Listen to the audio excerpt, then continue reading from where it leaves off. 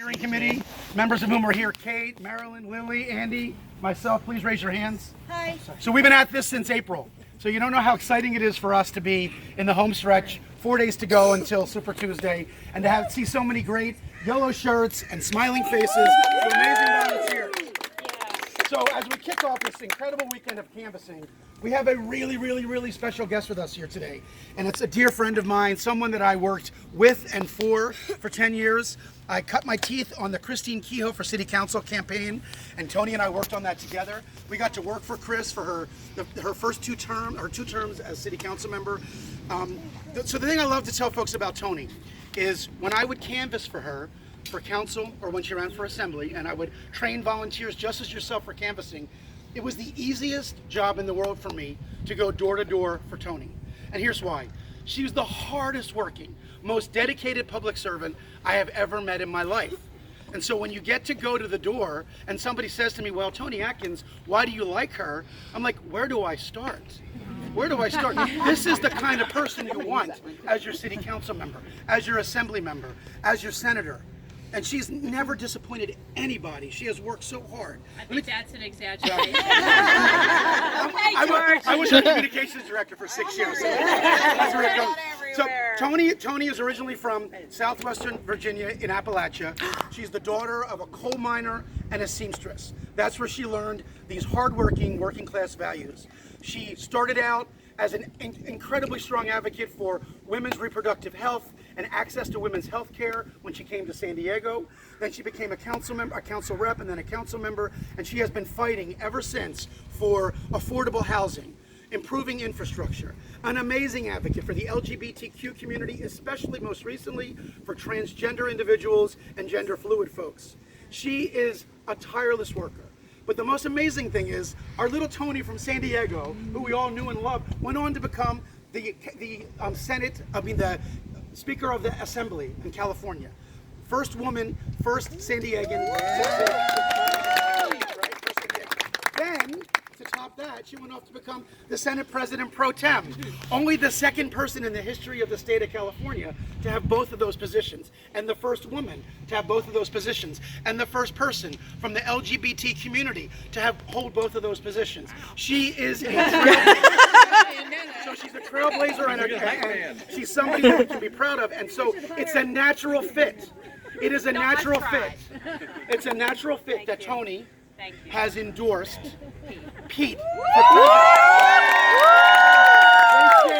They share so many of the same values.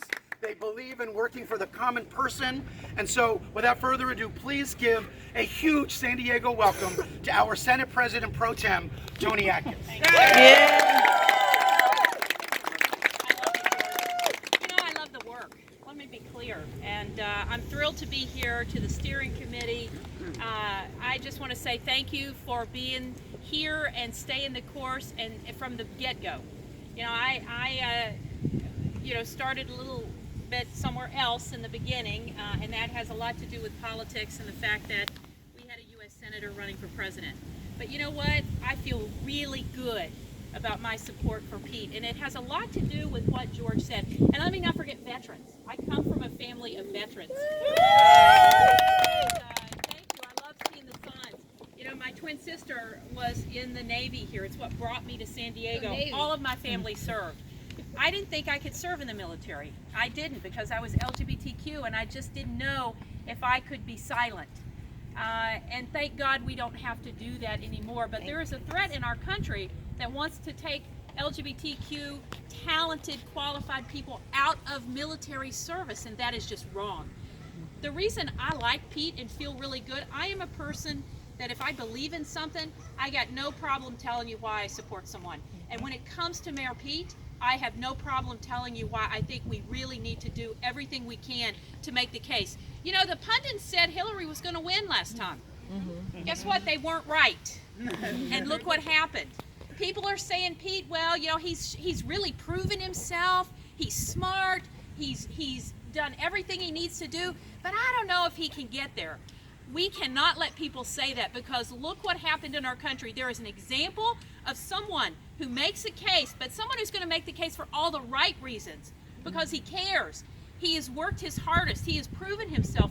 He is from a part of our country that others have dismissed. And that's another reason I like him. He is someone who has done the work. And if you think about someone like him, and you know this, you've been telling people for months. You've been going door to door. You've been telling people why he is the real deal. The New York Times just did the article. Bruni did the thing of why he sees a path for Pete. And it has everything to do with him being able to heal this country. Him not being divisive. Him being able to bring people together. He understands people from South Bend. He understands people from Southwest Virginia, where I come from. And he understands people in San Francisco. I mean, come on. Someone who is able to effectively listen to you and listen to you and listen to you and have the empathy, the intelligence to be able to translate that into how to run our country and bring people together. I have watched him sidestep that divisiveness again and again and again and go for the higher message. We need that in our country. We need healing. We need heart. We need that connected to the intelligence. He is someone who actually understands what it means to have an effective military for all the right reasons and to do the right kind of diplomacy in the world. He is someone on the world stage. I couldn't be prouder to look at someone from where he has come, that he has been able to carry that message to the highest level in our country and make the case. And you know what? We are going to show up for him. We are going to show up, and we are going to make sure people understand why we support this incredible person. He's done the work. And for those of us in communities that have always had to fight our way into the status quo, to have a voice at the table, we've had to work harder, longer. We've had to plead our case. We've had to explain to people why we deserve the opportunity. So he's tested. He is battle tested. He is tested in every way, and we will make that difference for him. And we in California are going to show the world on Tuesday that he is a voice to be reckoned with, and we are going to be there from now until we put him in the White House. So,